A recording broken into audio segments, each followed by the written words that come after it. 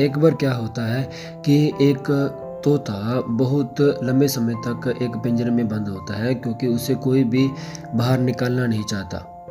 और एक दिन किसी आंधी की वजह से वो जो जिस पिंजरे में वो तोता होता है, वो पिंजरा ऊपर से नीचे गिर जाता है। और नीचे गिरने के बाद क्या होता है कि उस पिंजरे की जो विंडो है, खिड़की है, वो अपने आप खुल जाती है। और उसके बाद क्या देखते हैं हम कि जो तोता है उस पिंजरे में से निकलकर उड़ने लगता है और उड़ते उड़ते जंगल की ओर चला जाता है। और वहाँ पे हम क्या देखते हैं कि तोता बहुत सारे अच्छे अच्छे वृक्षों को देखता है, पेड़ों को देखता है, फ्रूट्स को देखता है, फलों को देखता है और उन्हें खाता है और उनमें मगन हो जाता है। जब वो फल खा रहा होता है तो उसकी नज़र एक ऐसे पेड़ के ऊपर पड़ती है जिसके नीचे जो हाथी है वो आराम से सो रहा होता है। तो वो तोता उड़कर हाथी के पास चला जाता है और यह सोचकर कि हाथी सो रहा है, मैं उसे तंग करूं, क्योंकि वो तोता नहीं जानता कि वो क्या करना चाहता है और किससे मजाक कर रहा है या किसको तंग कर रहा है। वो तोता जब हाथी सो रहा होता है उसके सिर के ऊपर बैठकर अपनी चोंच से वार करता है या उसे परेशान करता है और तुरंत उड़कर एक डाली के ऊपर बैठ जाता है। हाथी उसे देखता है, बिना कुछ बोले फिर सो जाता है। और फिर जो तोता है आता है उसी चीज को फिर दोहराता है कि वो अपनी चोंच को उसके सिर के ऊपर मारता है। परंतु हाथी जब उसे देखता है तो वो तुरंत उड़कर डाली के ऊपर बैठ जाता है और हाथी उसे कहता है कि तुझे मुझसे क्या काम, तू मुझे क्यों परेशान करता है।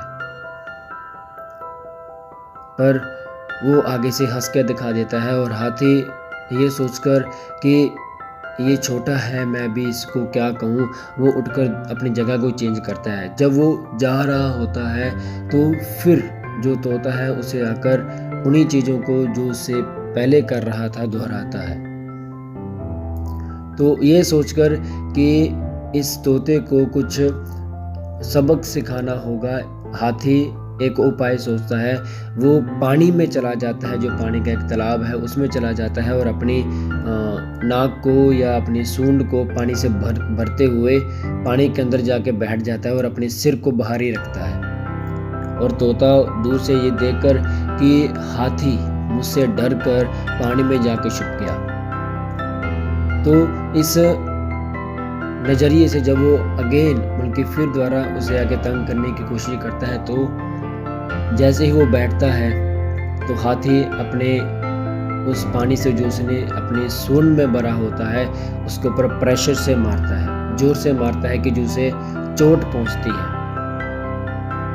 तब वो तोता चोट खाकर भी उड़ जाता है। फिर उसके बाद 1-2 दिन के बाद जब तोता सो रहा होता है तो हाथी देखता है उसे और उसे एक बार फिर जाकर पानी से नहला देता है।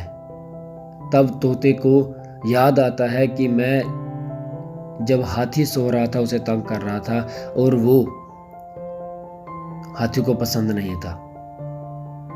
तब वो तोता हाथी से माफी मांगता है और कहता है कि मुझे माफ कर।